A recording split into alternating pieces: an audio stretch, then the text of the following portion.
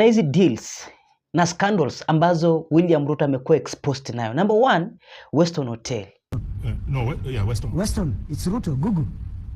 And piga Google sahi, it's Ruto. Ni yake? Yeah. Na hiyo parking? Ni ya hiyo tu. Ni ya nani?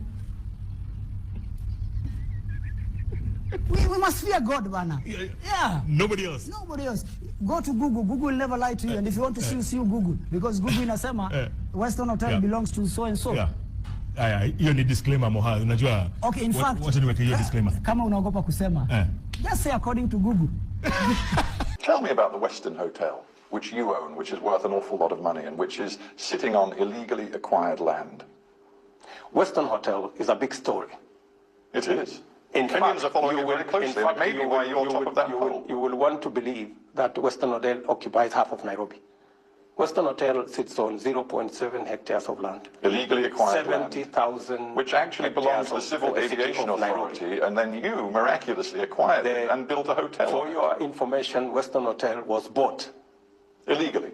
Not bought illegally. In fact, for the record, the National Land Commission has made a finding that Weston was an innocent purchaser for value from somebody who got it illegally. And reparations have been made constitutionally to restore that land to Kenya Civil Aviation Authority by demanding that those who sold the land to us must pay. Number two, William Ruto lied us about cooking oil. Skiza.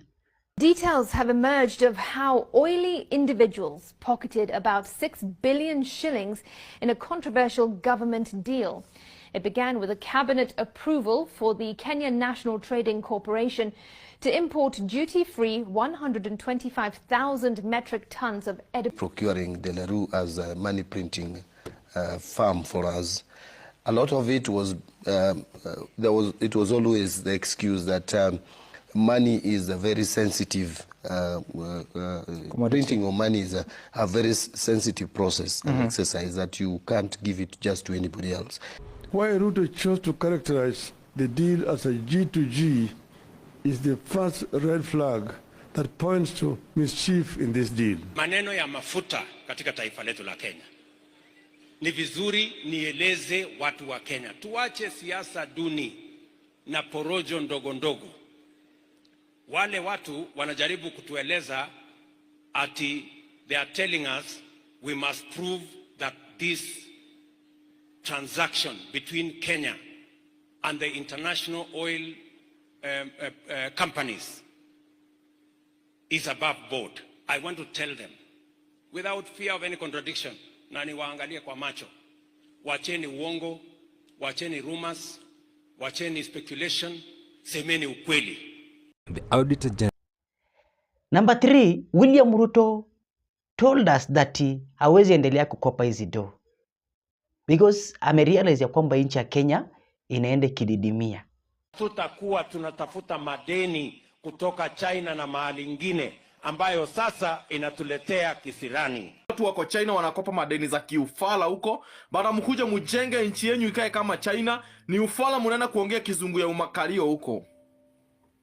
Ni ujinga. We know we have done this because of China. We have done this. Manongwe nyinyi. And now ndo unaona a new generation imeweza kutokea, a new generation. Achana ile generation ya kina Kasmuel. Achana na ile Gen Z ya kina Kasmuel. Kuna hii Gen Z imetokea wants now to take William Ruto home live and direct kabla 2027.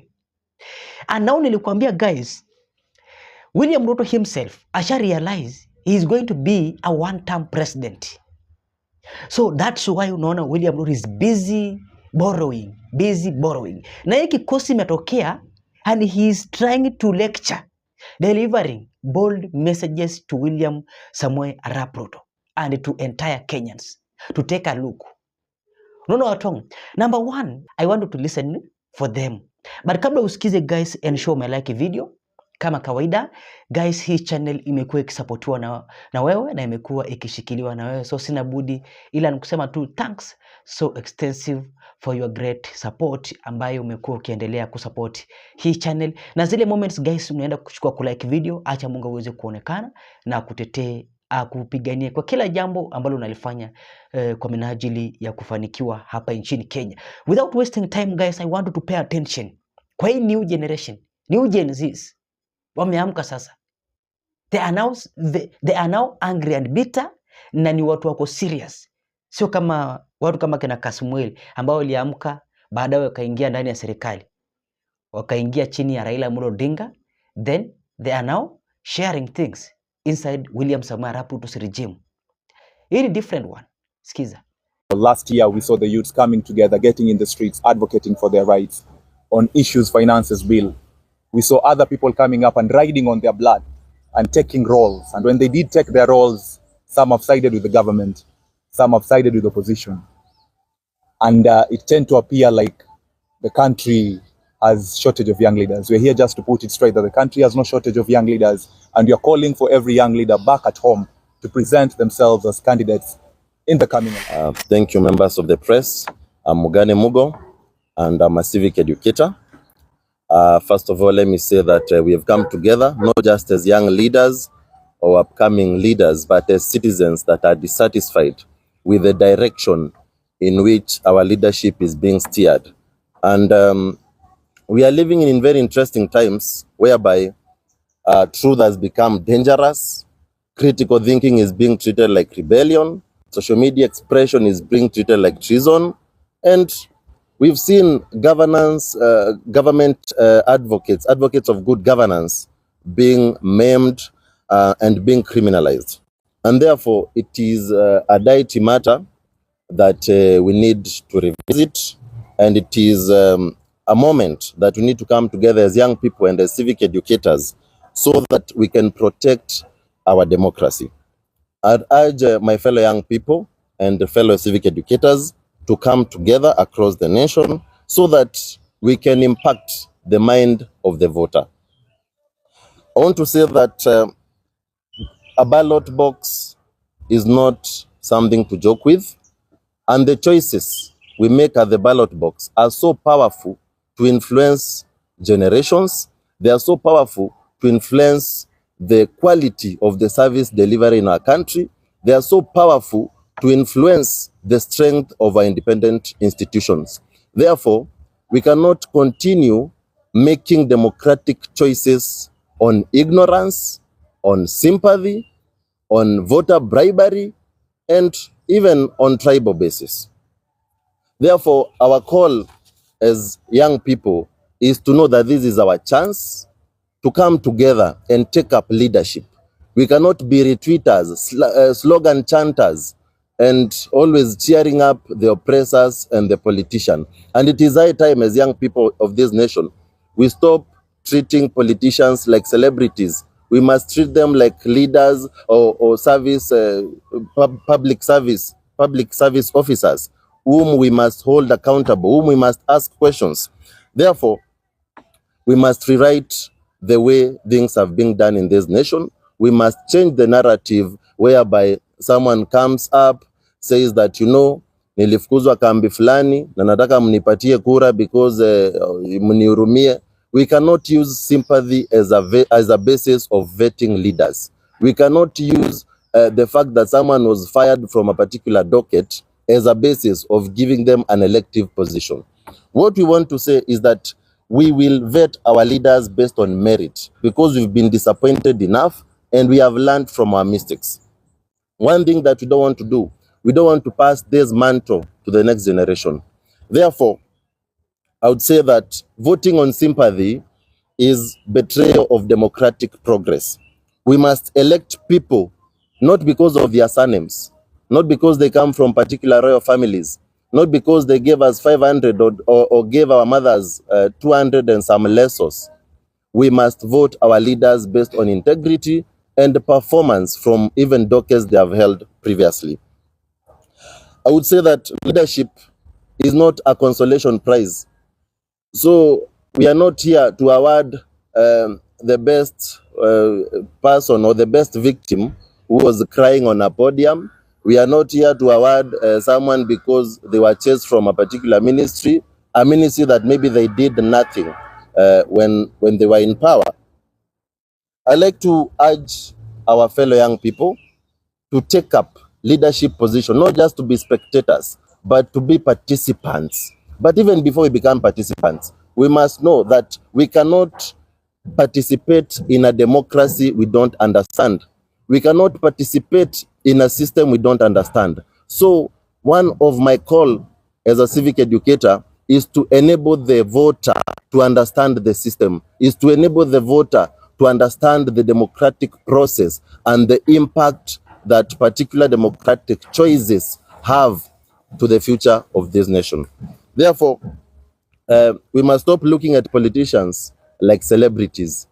We must stop looking at political positions as impossibilities, because we are capable and we don't have a shortage. The other day, we saw the government recycling people. In fact, it is even removing people that are in power to give them appointed position. Yet we have technocrats in this nation. We have young people that are learned in this nation. We must rewrite the history of how things are being done, and we must change the narrative. Members of the press, my name is Collins Lugongo. I am a youth leader from Kakamega County, and today I'm just joining other leaders from different parts of the country, from different counties, all the 47 counties, to come together and build our cohesion and solidarity in ensuring that we rewrite the history and the political history and governance of this country, Kenya. So young people are suffering and they are subjected to a number of challenges and issues that are affecting their lives. Segregation in terms of job opportunities and even development and growth opportunities is one of the challenges young people are really facing. Unemployment, like today, over 5 million Kenyans who are young people, they have been subjected to a lot of economic inequalities, whereby young Kenyans do not have money in their pockets. And young Kenyans also are suffering because of these issues that are being spearheaded and even propelled by the political class.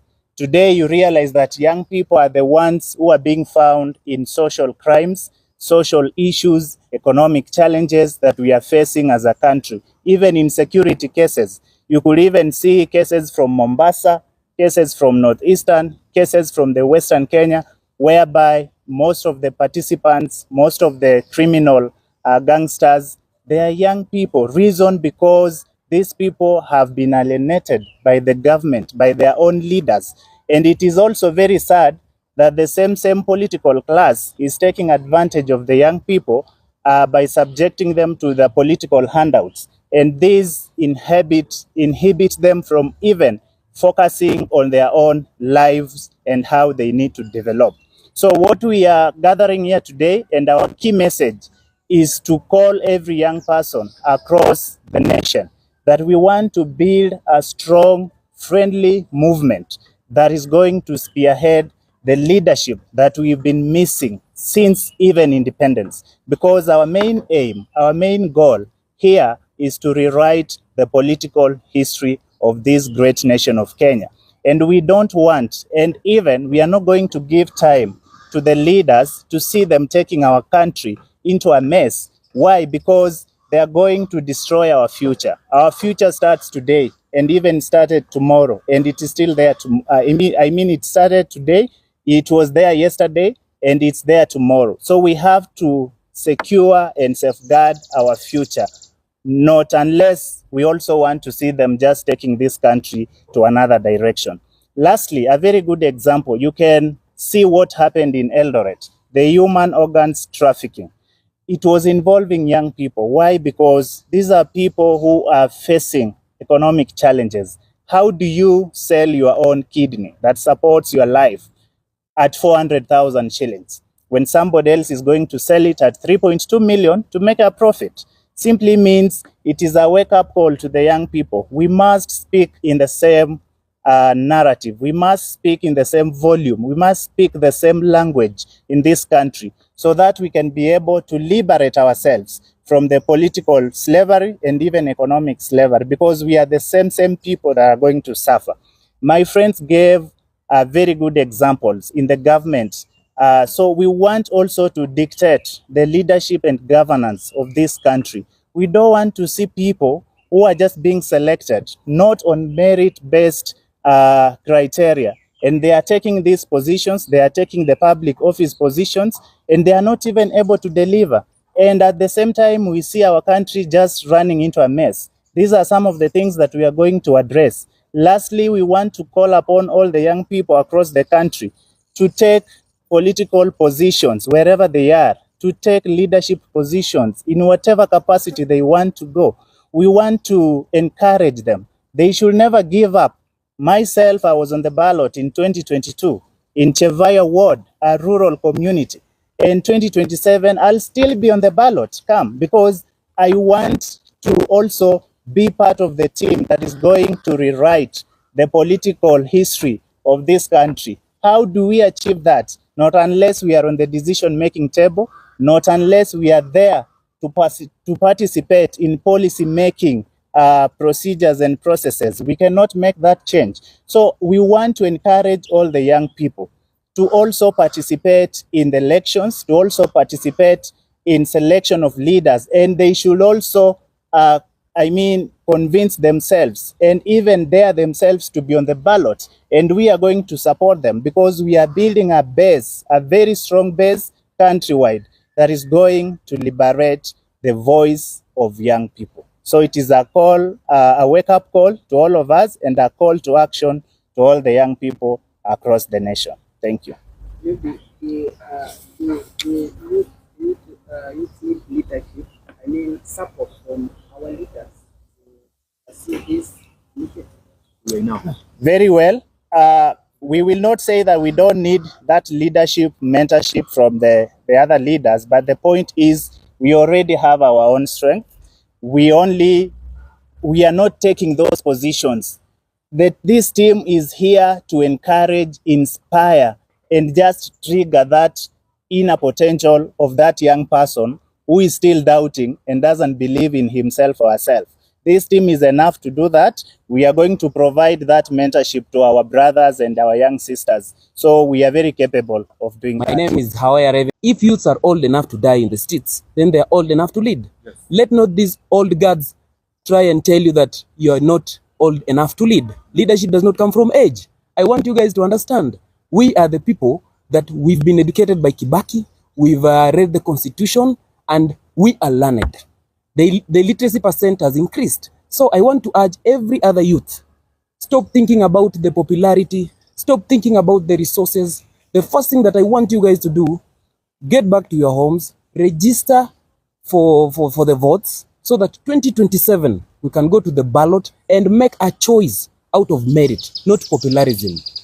Statistics indicate that 35% of this population, that is 18 to 34, are around 18 million, 15 million to around 18 million. That is enough. 10 million strong yenye Raila alikuwa anasema, that is enough for the youths. Bila hawa wazee. You have to understand that. So I want to encourage you. Let it not be like 2022 where 2 million people, 2.3 million youths are the ones who voted out of 8 million who had registered in the last election. So this time round, wewe chukua kura mahali huko. Go and take your vote, go to the ballot, vote and protect your vote. Starting from the MCA. Ni venye tupigi kura chief, but starting from the MCA.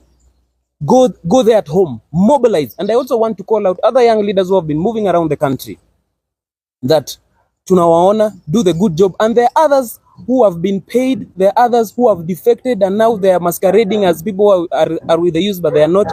I want to call upon the youth. As you're doing this, because I know you are learned, be very keen whom you support. Be very keen whom you follow. Look at what they've been doing from the past. We want to change leadership, and we cannot change leadership with the same people who are masquerading around with the old guards, who are trying to tell us that I'm in the government, but I'm not. You see? So I want you guys, as young people, it's high time. You are the people who have been told that the future is here. Now, today is the future that you are being told that the future is coming. It is today. There is no other future that you are able to expect. 5 years from us, from now, most of us will be around 34 years. And when you add another 5 years, we'll be around 40 years. There is no youth who is 40 years apart from those who are in this government. We want to end that shenanigans of putting 50% the youth. They even don't know how to use a smartphone. They cannot engage in AI things. So I want to urge the youths. I want to urge the comrades. Please fight for your country. There's no one who is coming to save you. Fight for your country. I want to repeat again. Fight for your country. Fight for your country. I'm repeating that again. I'm saying this with pain because I have seen mothers crying they have lost their children. I have seen people in Eldoret doing organ trafficking. A young man who is learned, I've interacted with them, they are selling their kidneys, and a politician comes, makes profit out of it. Then there's another one that comes and tells us now that we want to extend this term to 7 years because we are Christians. I'm also a Christian, but we cannot do policies based on religion and everything. So I want to encourage young youths. Go and take your votes. We will be launching a voter registration campaign coming soon, and we will move everywhere. Everywhere. When you see us, whoever it is, we will be moving everywhere to make sure that every young youth and every young aspirant has an opportunity to get to the ballot and change this country for good. Thank you. Good afternoon. Come up and position themselves as leaders in the various areas, that is MCAs and members of parliament. It is evident that Kenya has been in a campaign mode. The various factions, some in the government, some who are defectees of the government, have been up and around the country in campaign mode. We are coming in as young leaders to call for other young leaders in the various positions to show up and also to start to present themselves as options. If we have to be masters of our destinies, then we have to be masters of decisions that influence these destinies. Many a times the young people have been positioned to be used as people to join the streets, and every time you see youths coming together, you will imagine them is just to join the streets. This time round, it's different. We're here as a call in the wilderness to other young aspirants, members of parliaments, MCAs, governors, and even senators who believe in the movement that has been happening in the country. That has been evident from time memorial. Last year, we saw the youths coming together, getting in the streets, advocating for their rights on issues, finances bill. We saw other people coming up and riding on their blood and taking roles. And when they did take their roles, some have sided with the government, some have sided with opposition. And it tend to appear like the country has shortage of young leaders. We're here just to put it straight that the country has no shortage of young leaders, and we are calling for every young leader back at home to present themselves as candidates in the coming election, because it is very evident that the country is already in a campaign mode.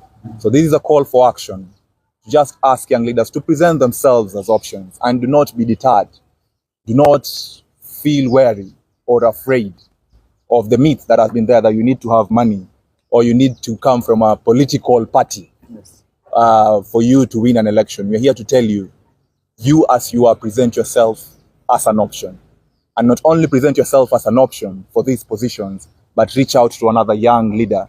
Use the social media platform to reach out to another and another and another. And let's form a web of young leaders. The difference this time round will be, it is not the first time that people have presented themselves as independent candidates, as young leaders, and won various seats as members of parliament. The difference this time is we will be many.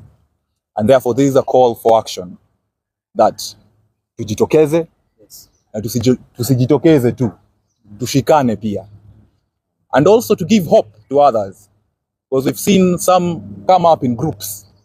And to make this clear, this is just a carcass of various young leaders from different positions. Others are vying in various constituencies, others are civic educators, others are even just passionate about the change of this country. The challenge is that